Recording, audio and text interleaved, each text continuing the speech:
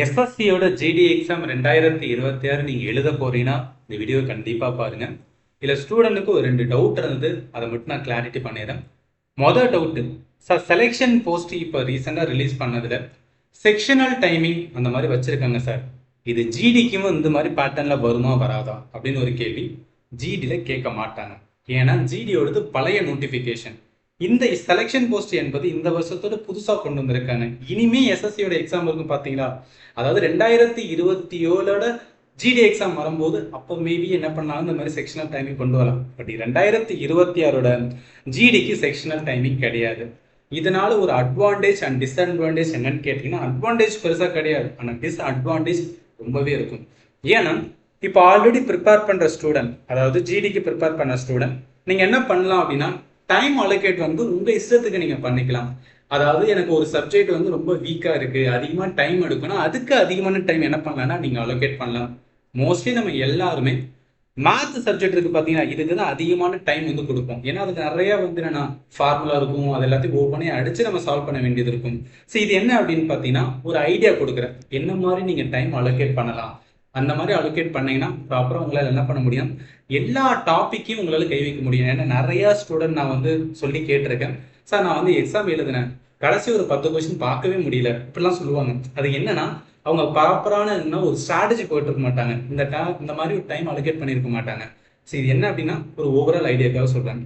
எப்போது என்ன ரீசனிங் வந்து உங்களால் நல்லா ஸ்கோர் பண்ண முடியும். அதனால என்ன டைம் அதிகமாக எடுத்தாலும் பட் கரெக்டாக அக்யூரசி நம்மளுக்கு வரும், ரைட்டாக. ஸோ அதனால என்ன 15 மினிட்ஸ் கூட நீங்கள் வந்து கொடுக்கலாம்.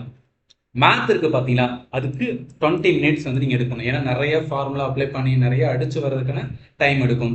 அதே மாதிரி ஜிகே பொறுத்தளவுக்கு ஒரு 10 மினிட்ஸ் வந்து எடுக்கலாம். ஏன்னா நமக்கு தெரிஞ்சுன்னா தெரிஞ்சது, தெரியலைன்னா தெரியல, அந்த மாதிரி தான் இருக்க போகுது. இங்கிலீஷ்க்கு வந்து 15 மினிட்ஸ். ஏன்னா இங்கிலீஷும் கொஞ்சம் நம்ம யோசிச்சு பண்ணுறதுக்கு என்ன பண்ணணும் அப்படின்னு பார்த்தீங்கன்னா கொஞ்சம் டைம் எடுக்கலாம்.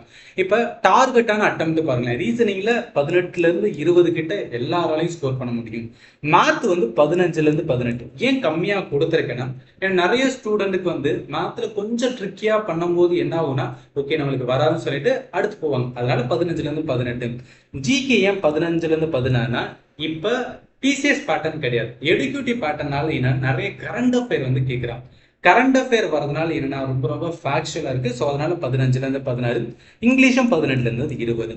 நீங்கள் என்ன தெரிஞ்சுக்கணும், நீங்கள் மார்க் டெஸ்ட் போடும்போது உங்களுக்கு தெரியும் எதுக்கு எனக்கு எவ்வளோ டைம் வருது, எதுக்கு கம்மியான டைம்னு சொல்லிட்டு இந்த பீரியட் இருக்கும் பார்த்தீங்களா. ஏன்னா எக்ஸாமுக்கு இன்னும் பார்த்தீங்கன்னா ஒரு 10லேருந்து 15 நாள் இருக்கும். இதே இது நீங்கள் 4வது வீக்கு கொடுத்தீங்கன்னா உங்களுக்கு நிறையவே டைம் இருக்கும். அதுக்கு ஏற்றப்பில் என்ன பண்ணிக்கலாம்னா உங்களை நீங்களே எனக்கு எது அதிகமாக டைம் எடுக்கும், எது கம்மியான டைம் எடுக்குன்னு சொல்லிட்டு நீங்கள் வந்து செக் பண்ண முடியும். இப்போ எப்படி அட்டன் பண்ணணும்னு பாருங்களேன். அதாவது ஒரு கிளியர் பண்ண ஸ்டூடெண்ட் வந்து இந்த மாதிரி தான் பிளான் பண்ணுவாங்க, அதை தான் நான் சொல்கிறேன். அதாவது ஃபர்ஸ்ட் ரவுண்ட் அப்படின்னு சொல்லுவாங்க. என்ன பண்ண போகிறோம், எக்ஸாம் ஹாலில் உட்கார போகிறோம். ஃபர்ஸ்ட் ரவுண்ட்னா ஒரு 40லேருந்து 45 நிமிஷம், 40லேருந்து 45 மினிட் என்ன பண்ணணும்னா எதெல்லாம் ஈஸியாக இருக்கோ அதை தான் வந்து அட்டன் பண்ணணும். டவுட் வருது, ஒரு கொஸ்டினை பார்க்குறேன், டவுட் வந்தால் என்ன பண்ணணும், ஸ்கிப் பண்ணணும். சரி, இது வந்து நல்லா நான் மைண்டில் வச்சுக்கோங்க. நம்ம என்ன பண்ணுறோம்னா இப்போதைக்கு ஸ்கிப்பு மட்டும் தான் பண்ணுறோம், அந்த கொஸ்டினை நான் விட்டு போகலை, இது உங்கள் மனசு சொல்லணும். ஏன்னா நிறைய ஸ்டூடெண்ட் வந்து இப்போ ஒரு மேத் கொஸ்டின் சால்வ் பண்ணுறோம், இல்லை ரீசனிங்கில் வந்து ஏதாவது சீட்டிங் அரேஞ்ச்மெண்ட் ரிலேட்டடாக கேட்குறாங்க, அது வந்து என்னென்னா நம்ம போட்டுக்கிட்டே இருக்கும், போக போக போய்கிட்டே தான் இருக்கும், ஃபைனலாக பார்த்தா தப்பாக வந்துடும். ஸோ நம்ம நிறைய டைம் கொடுத்துருப்போம், ஒரு 5 நிமிஷத்துக்கு கொடுத்துருப்போம், கொடுத்து நம்மளுக்கு தப்பாக தான் ஆன்சர் வந்து அங்கேயே ஸ்ட்ரெஸ் வர ஆரம்பிச்சிடும். ஐயோ இவ்வளோ டைம் கொடுத்து நம்மளுக்கு தப்பாக வருதுன்னு. அதனால என்னன்னா ஏதாவது ஒரு கொஸ்டின் சால்வ் பண்ணும்போது நல்லா கவனிங்க, ஏதாவது ஒரு கொஸ்டின் சால்வ் பண்ணும்போது உங்களுக்கு டவுட் வரும், ஜஸ்ட் ஸ்கிப் பண்ணிட்டு அடுத்த கொஸ்டின் போங்க. நம்மளுக்கு டைம் இருக்கும், ரைட்டா. ஒரு அட்டம்ப்ட், அதாவது ஃபர்ஸ்ட் ரவுண்டு போயிட்டு அதுக்கப்புறம் டைம் இருக்கும். அதில் என்ன பண்ணலன்னா எந்தெல்லாம் டவுட்டாக இருக்கும் அதை யோசிக்கும் போது மைண்ட் நல்லாவே ஒர்க் ஆகும். ஏன் சொல்ல வரேன்னா, ஃபர்ஸ்ட் டைம் ஒரு கொஸ்டினை பார்க்கும்போது நம்ம என்னன்னா பதட்டத்தில் கூட என்ன பண்ணணும்னு வச்சுக்கலாம், தப்பாக போகலாம். பட் அதே இது அந்த கொஸ்டினை பாதியில் விட்டுட்டு அடுத்து போகிறோன்னு வச்சுக்கலாம், அது உங்கள் மைண்ட்லேயே ஓடிக்கிட்டு இருக்கும். மேபி நம்மளுக்கு என்னன்னா அடுத்த வாட்டி பார்க்கும்போது கரெக்டாக வரலாம். அதுதான் ஸ்பீடு வந்து ரொம்ப ரொம்ப இம்பார்ட்டன்ட். ஏன்னா நம்மளுக்கு 1 ஹவர் இருக்குது, அதுக்குள்ளே தான் எல்லாத்தையும் சால்வ் பண்ணணும். அதனால் என்ன பண்ணணும், ரொம்பவும் பொறுமையாக பண்ணக்கூடாது, கரெக்டான என்ன பண்ணணும் அப்படின்னு பார்த்தீங்கன்னு வச்சுக்கலாம்.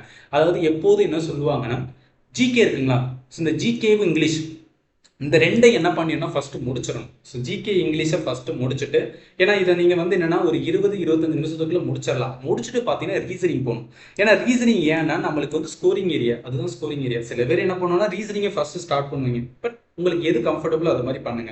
பட் மேத் மட்டும் ஃபர்ஸ்ட் ஸ்டார்ட் பண்ணாதீங்க. எதுக்காக சொல்றேன்னா மேத்ல ஏதாவது ஒரு கொஸ்டின் உங்களுக்கு தெரியாம ரொம்ப பெரிய டெரிவேஷன் மாதிரி போகணும்னு வச்சுக்கலாம், முதல் இடத்துலயும் பதட்டம் கொடுத்துரும். ஸோ அதனாலதான் சொல்றேன் அது ஃபர்ஸ்ட் என்ன பண்ணக்கூடாதுன்னு தோடக்கூடாது. இப்போ ஃபர்ஸ்ட் ரவுண்ட்ல ஒரு 40-46 நிமிஷம் என்ன பண்றீங்க, நம்மளுக்கு வந்து 80 கொஸ்டின் இருக்கா, டப்பு டப்பு டப்பு டப்புன்னு என்னென்ன ஈஸியான கொஸ்டினா சால்வ் பண்ணிட்டே வரணும். டவுட்டா இருக்கா படிக்கும் வச்சுக்கலாம், அப்புறம் பார்க்கலாம். செகண்ட் ரவுண்ட் அப்படின்னு வரும்.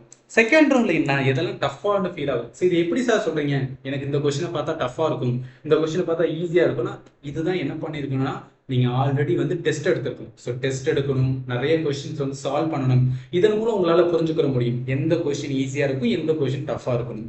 செகண்ட் ரவுண்ட்ல என்ன பண்ணணும், மார்க் பண்ண கொஸ்டினை ரீவிசிட் பண்ணணும், நம்ம கரெக்டாக தான் பண்ணிருக்கோம்னு செக் பண்ணணும்.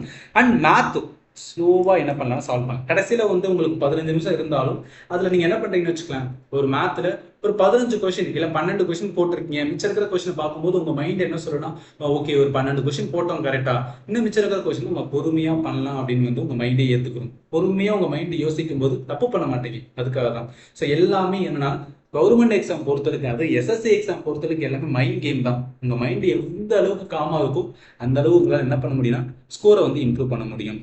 ஸோ இது இருக்கா முக்கியமான டிப்ஸ் இதுதான். அதாவது நீங்க ஃபர்ஸ்ட் ரவுண்ட் வந்து அட்டன் பண்றீங்களே அதுல நீங்க என்ன புரிஞ்சுக்கணும்னா ஜிகே டாபிக் இருக்கு பாத்தீங்கன்னா, ஸோ ஜிகே டாபிக் தெரிஞ்சா மட்டும் அட்டன் பண்ணுங்க. ஸோ தேவையில்லாம என்ன பண்ணக்கூடாதுன்னா எனக்கு அந்த கொஸ்டின் தெரியல பட் இருந்தாலும் அட்டன் பண்ணுவேன்னு சொல்லிட்டு மட்டும் பண்ணாதீங்க. ஏன்னா டைம் வேஸ்ட் பண்ணாதீங்க. நம்மளுக்கு கரெக்டாக தெரிஞ்சா மட்டும் தான் ஆன்சர் வரும், தெரியலனா என்ன ஆகும் அப்படின்னு பார்த்து நெகட்டிவ் போகும். பட் உங்களால் ஓரளவுக்கு அக்யூரசி கொண்டு வர முடிச்சு நீங்கள் வாட்ட கொடுக்கலாம். ஒன்றுமே தெரியாத போது ஃபர்ஸ்ட் அட்டம்ல கொடுக்காதீங்க. ரெண்டாவது செகண்ட் ரீடிங் இருக்கு பார்த்தீங்களா, அப்போ கொடுத்துக்கலாம். மேத்துக்கும் அதிகமான டைம் வந்து எடுத்தாங்க, ஏன்னா எடுத்தீங்கன்னா உங்கள் மைண்ட் ஸ்ட்ரெஸ் ஆயிரும். ஸோ அதுக்காக தான் வந்து சொல்கிறேன். ரீசனிங் பொறுத்தளவுக்கு ஸ்கோரிங் செக்ஷன் அப்படின்னு சொல்றது, ஏன்னா நம்மளுக்கு மார்க் வர்றதே எந்த ரீசனிங்லாம் ஸ்கோர் வரும், எல்லாருக்குமே ஸ்கோர் வரும். அதனால இதை வந்து மிஸ்டேக்கை பண்ணிடாதீங்க. இங்கிலீஷுமே என்னால் ஈஸியாக என்ன பண்ண முடியும்னா மார்க் வந்து ஸ்கோர் பண்ண முடியும். ஸோ எதுக்கு நம்மளுக்கு மார்க் ஸ்கோர் அதிகமாக வருமோ அதில் என்ன பண்ணணும்னா அதிகமாக கவனம் கொடுத்து ஒன்றுமே சில்லி மிஸ்டேக் பண்ணிடக்கூடாது அப்படின்னு பார்க்கணும். இப்போ மேத் வந்து நம்மளுக்கு டஃபாக ஃபீல் ஆகுதா, என்ன பண்ணணும்னா ஈஸியான கொஸ்டின் வந்து சால்வ் பண்ணணும், கஷ்டமான கொஸ்டின் செகண்ட் ரவுண்டில் பண்ணணும். ஜிகேல முதல் இடத்துனே பார்த்து இதெல்லாம் தெரியுதோ அதை ஆன்சர் பண்ணிட்டு கடைசியில் வந்து ஒரு 5 நிமிஷம் 10 நிமிஷத்துக்குள்ள என்ன பண்ணலாம்னா நீங்கள் ஜிஎஸ்ஐ கூட வந்து தொடரலாம். ஃபைனல் டார்கெட் ஒரு ஆவரேஜ் ஸ்டூடெண்ட்டுக்கு என்னன்னா 65-70 என்ன பண்ணலாம் அட்டன் பண்ணலாம். தயவு செய்து வந்து 65-70 அட்டன் பண்ணுங்க. ஏன்னா நான் ஆல்ரெடி சொல்லியிருக்கேன், ஜிடி பொறுத்தளவுக்கு என்னன்னா நம்மளுக்கு நெகட்டிவ் மார்க்கிங் ரொம்ப ரொம்ப கம்மி, 0.25. ஒரு கொஸ்டின் கரெக்டாக போட்டால் 2 மார்க் கிட்ட வரும். ஸோ அதனால என்ன பண்ணலாம்னா நீங்கள் அதிகமான கொஸ்டின்ஸ் வந்து அட்டன் பண்ணலாம். அக்யூரசி வந்து ஒரு 80% கிட்ட இருக்கும். அதாவது ஒரு கொஸ்டினை பார்க்குறீங்க, அதில் உங்களுக்கு கரெக்டாக தெரிஞ்ச ஓகே, சில கொஸ்டின் தெரியாமல் இருக்கும், அதில் என்ன பண்ணணும்னா நம்மளோட அக்யூரசி வர முடியுதா, ஓரளவு நெருக்க வருதா. இப்போ மேத்லேயே வந்து 4 ஆப்ஷனில் 2 ஆப்ஷன் எலிமினேட் பண்ணுவீங்க, மிச்சம் 2ல் இதுவோ அதுவோ இருக்கும். அந்த மாதிரி கொஸ்டின் என்ன பண்ணுங்கன்னா ஆன்சர் பண்ணுங்க. ஸோ அதுதான் வந்து நான் முக்கியமாக சொல்ல வந்தேன்.